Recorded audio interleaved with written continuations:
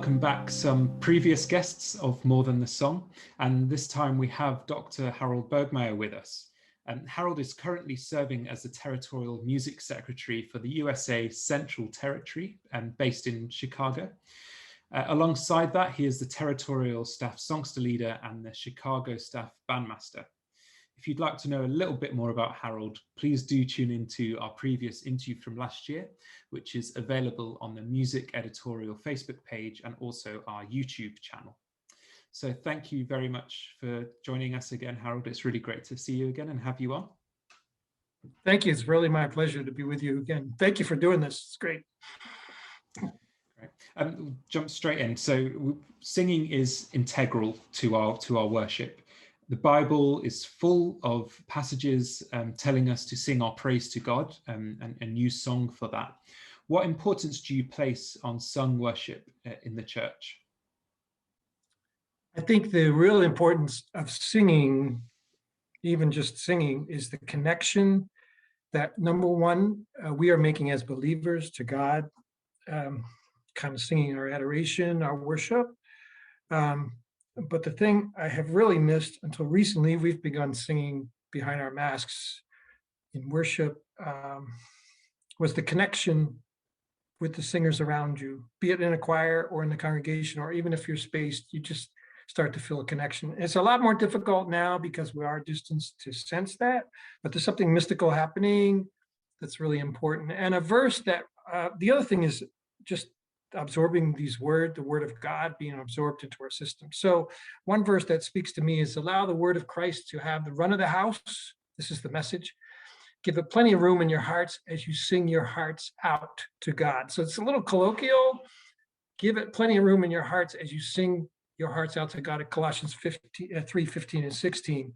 The point that I can assimilate the word of God, which is, one way that he communicates with us, through my voice, not only the remembrance of it, but it's speaking to me in that moment. And that's another connection that's really important. So for a long time, I really missed it. And some Sundays when we could worship in person, but weren't permitted to sing, there's only like one or two people singing in the room. That was really hard. Yeah. I'm sure. Yeah. So I guess the whole purpose of More Than the Song is to provide a resource for singers and vocal leaders within the Salvation Army, but also this time around particularly for singers to refer to when they're returning to singing in person with other people after such a long break. And a bit later on, we'll chat about kind of specific vocal health issues, I suppose, and challenges that we might face returning to singing. But for now, when you're sat in a choir, what would be your main tips for a singer who wants to get the most out of a rehearsal? My main one is learning how to listen and to kind of absorb everything that's happening. So I could come and functionally sing my part, do the words, so forth, follow the conductor and so forth, but I wouldn't be engaged in the song. I wouldn't be kind of trying to capture what's happening. So we're listening, first of all, around us and absorbing, yes, what the conductor's doing in front of us, trying to absorb what the accompaniment is playing, and then what is really the story in the song.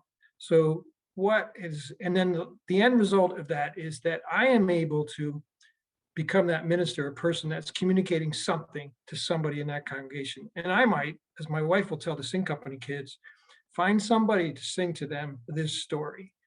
So that's a longer journey than the nuts and bolts in black and white of the notes of the song, where we're going to breathe.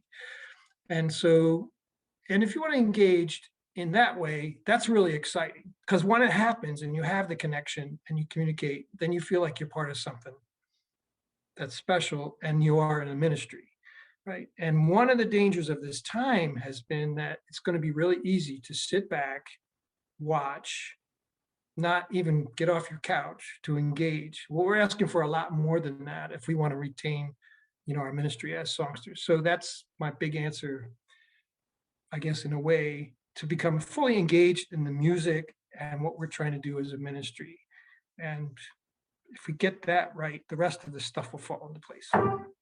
When you work with a group, with a songster brigade, choir, vocal ensemble, are there any common issues of the voice, so any vocal health issues that surface?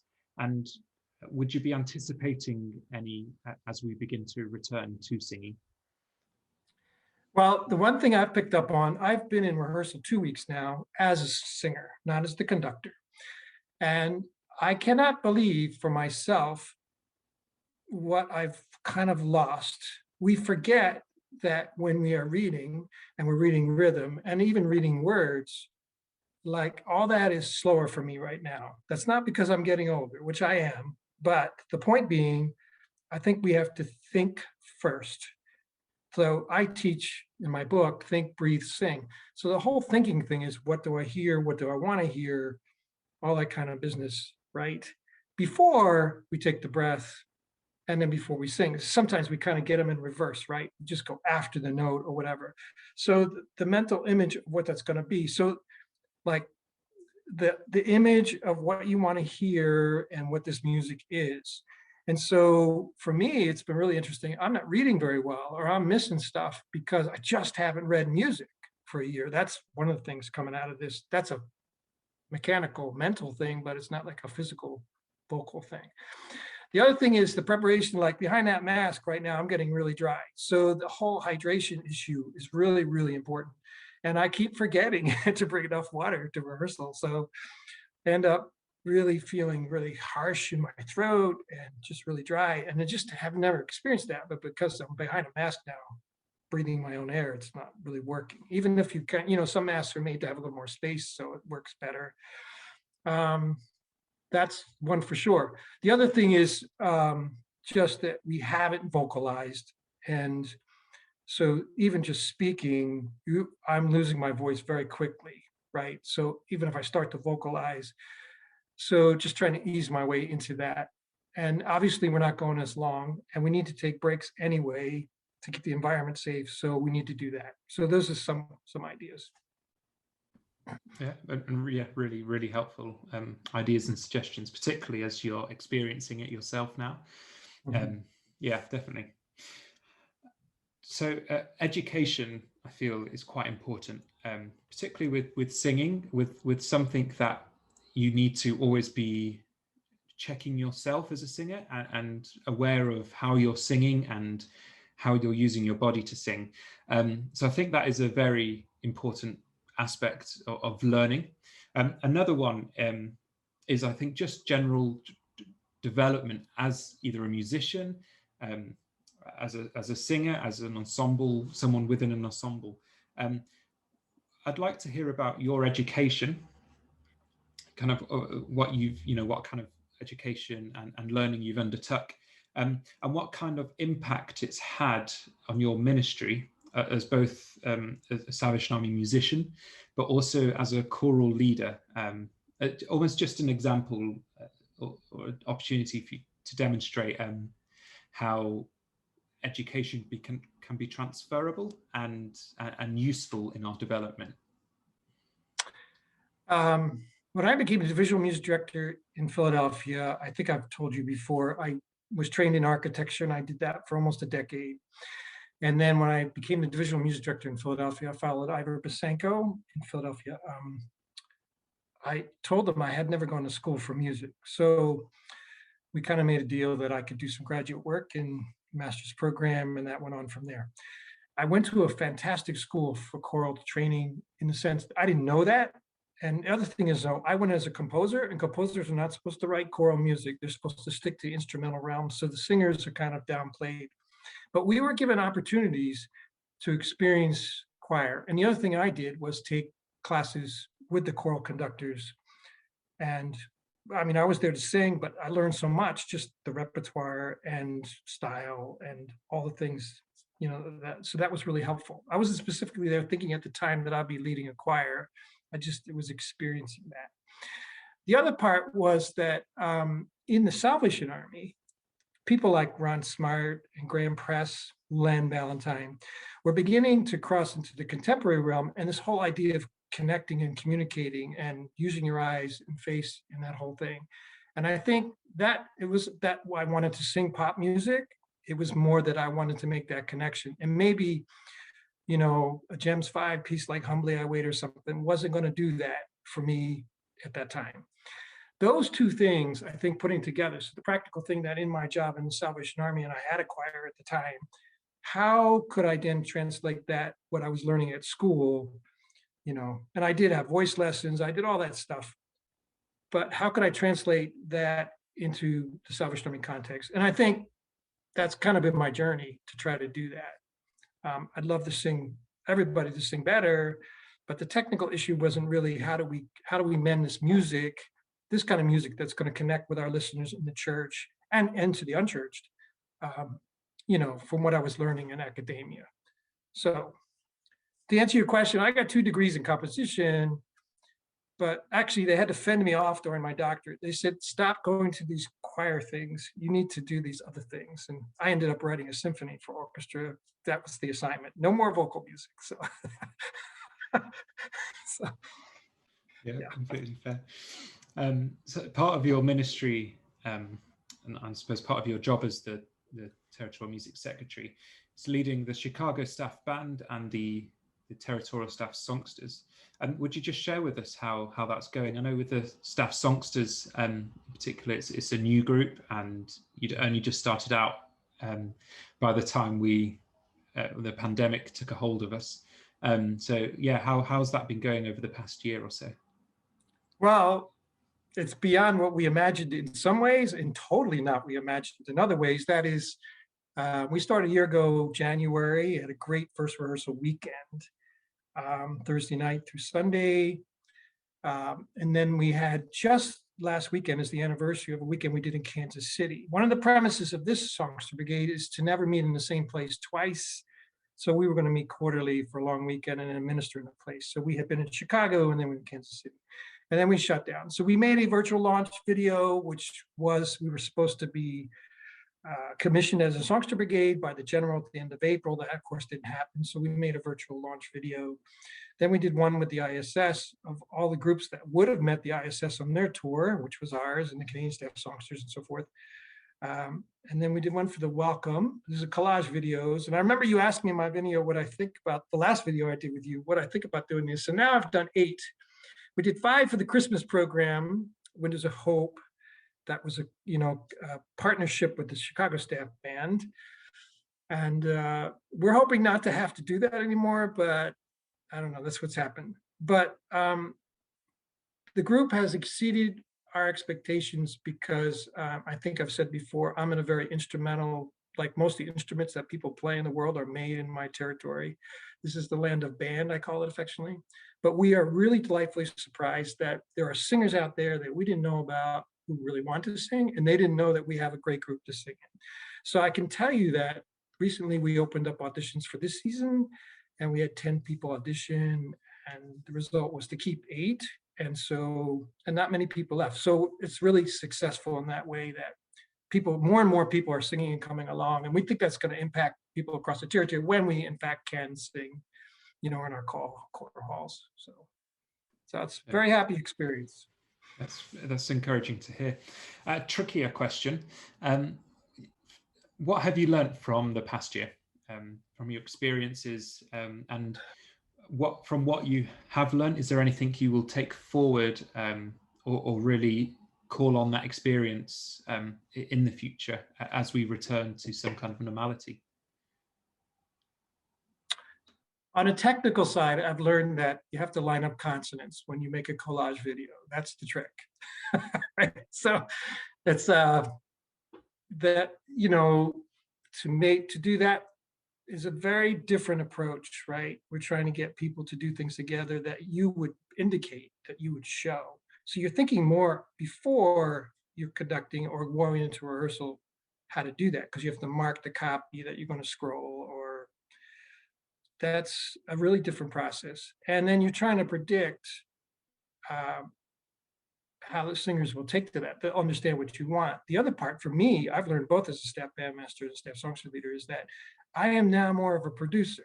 Like, I need sometimes to go back to my audio guy after the video's made to say, not just this doesn't line up, I know that I have that better, or I can't hear the cymbal, but you've got a picture of the cymbal player there, right? You know what I mean? Like that's become a different animal in terms of production. But the real answer to the question is the emptiness. Like the Sundays that I sat in church and couldn't sing, or the when we would have been rehearsing as a group, I think that we have a connectedness that we're not going to have before. So let's say my first step band rehearsal back, there's just something about nobody really wants to leave because we just haven't been together. And it's really special. I can't explain it. It's not surreal, but it's just a little, it's so different. And part of that mystery is that you're so spread out. So, you know, you don't feel like you're close. But there's something we're cherishing with that. The flip side is there are some that may have fallen away, and I'm very concerned about that, that whether they're going to come back, whether they're going to come back to church, whether they're going to come back to the songsters, especially young people. And that's the one I'm walking on pins and needles on because I don't know. It's just too easy to. And you know, if the service is going to come on at 11 o'clock, if you don't watch it at 11 o'clock on Sunday, you probably won't. You'll say, oh, I'll watch it this afternoon or Wednesday. But it's that part is concerning. Yeah.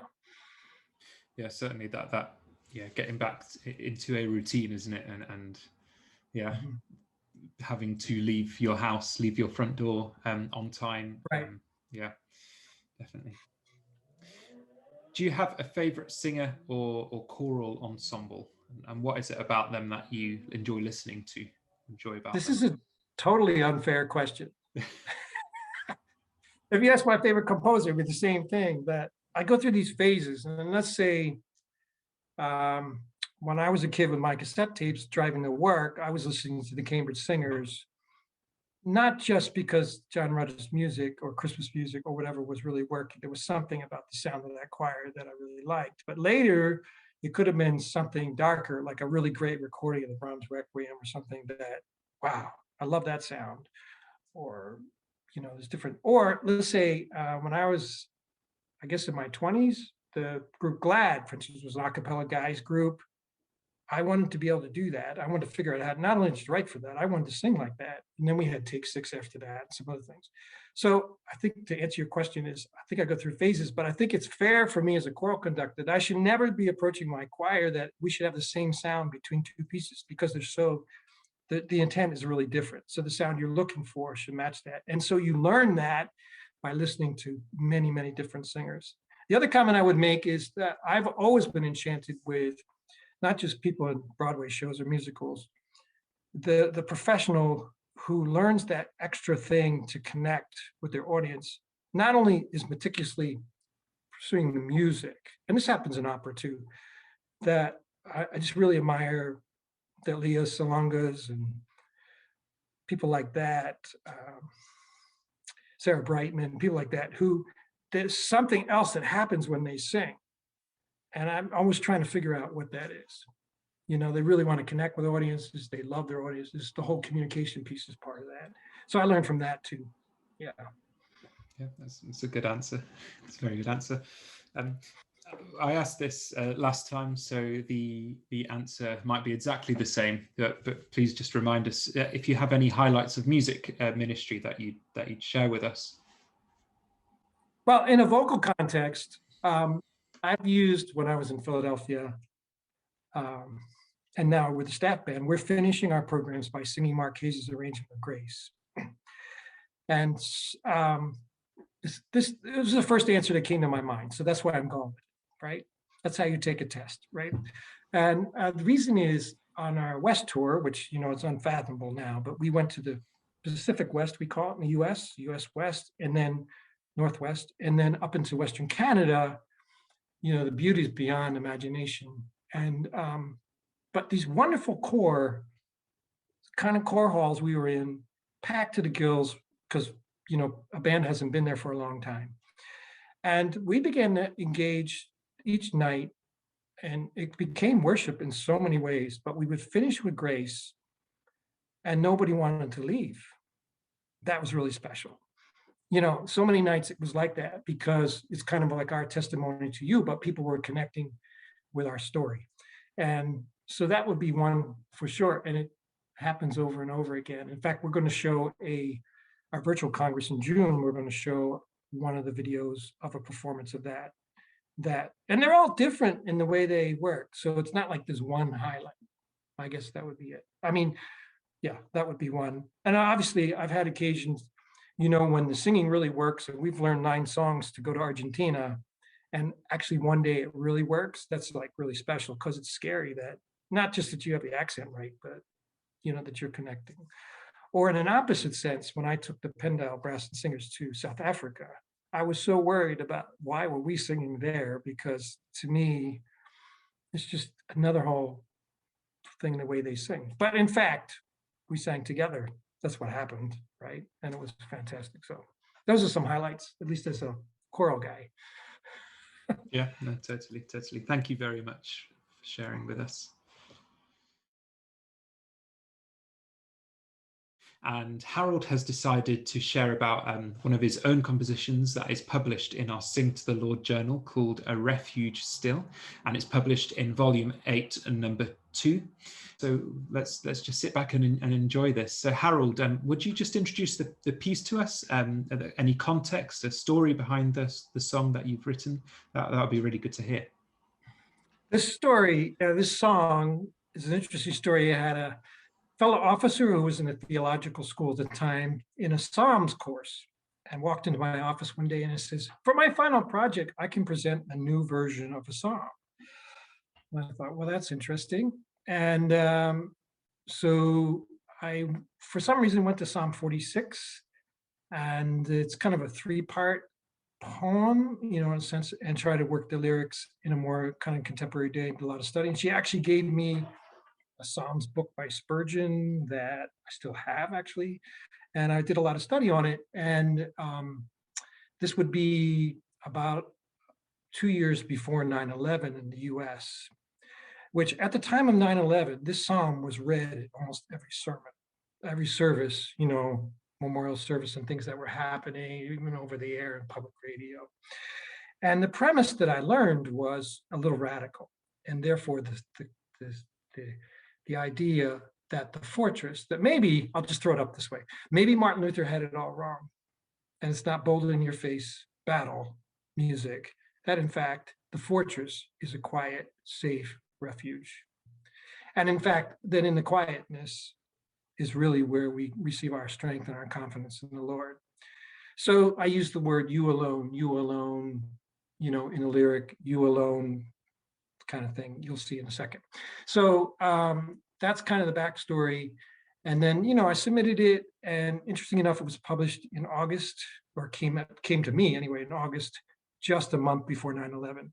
And following that, then through that fall, I began to get correspondence from people pretty much around the world responding to how the song was working. And it's not that it became popular and used a lot, it's just for that moment. So there are things about this song, I think, when Karl asked me to pick a song, that I think relate to our moment in time.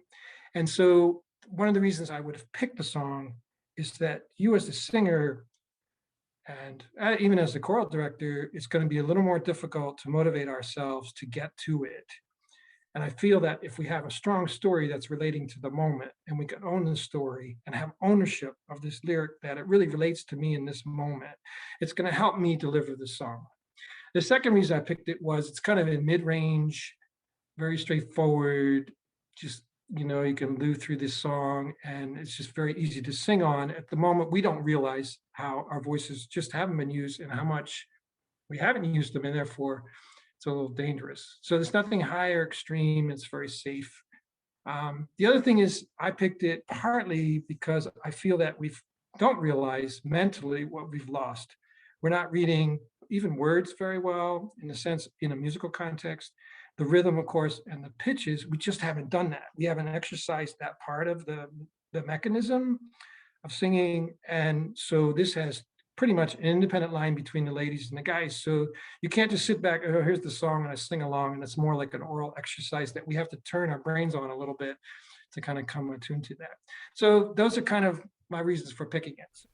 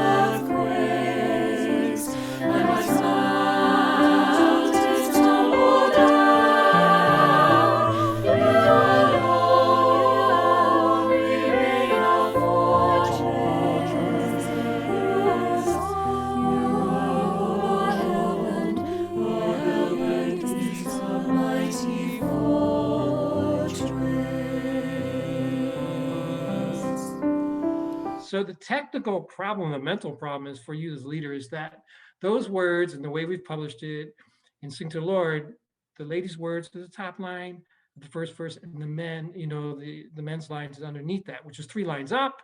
And then the third line is the second verse words for the ladies. And so that's just like we need to put arrows or do something to bring attention to that. Okay. So just to go through the text a little bit, O Lord, be still our refuge, for you alone our strength. And play that. So there's a little pause, right? In our fear and doubting moments, which speaks to this moment, you alone are help and peace. So yes, we might trust the vaccine, but actually, where do we need to go?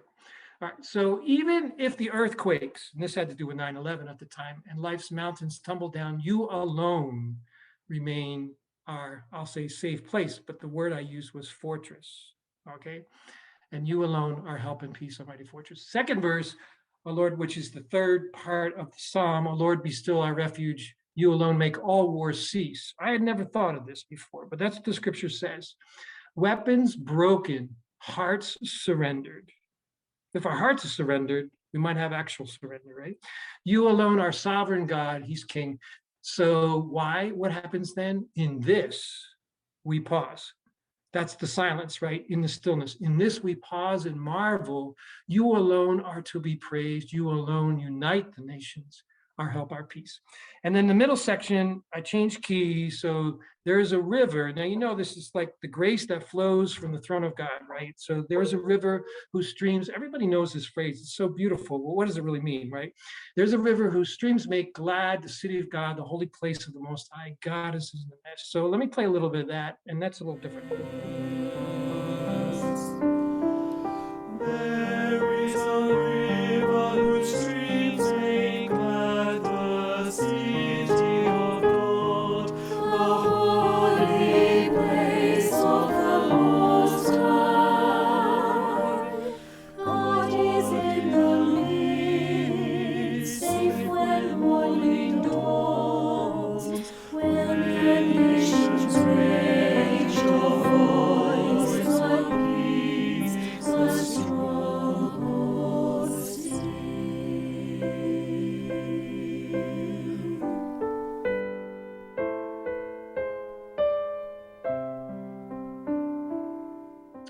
I think breathing is another issue in this moment.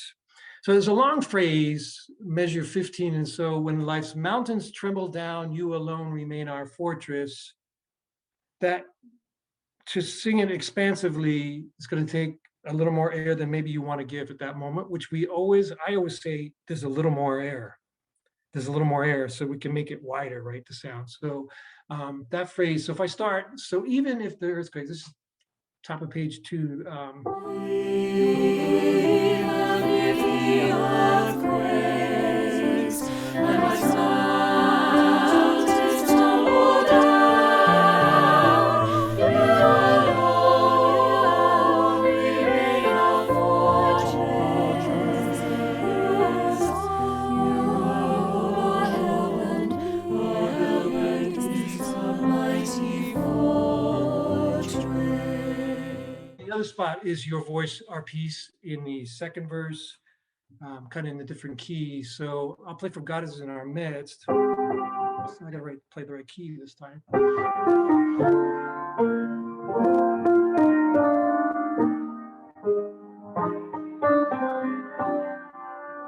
Well, that's pretty conventional, right? So, but here we have men.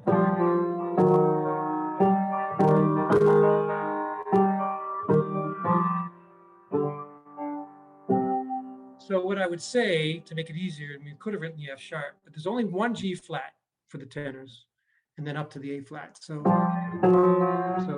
sorry. Now,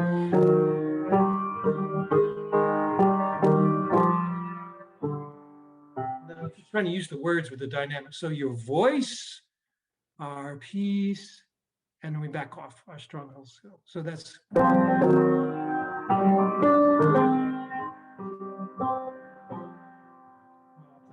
I'll do it again because I played it wrong.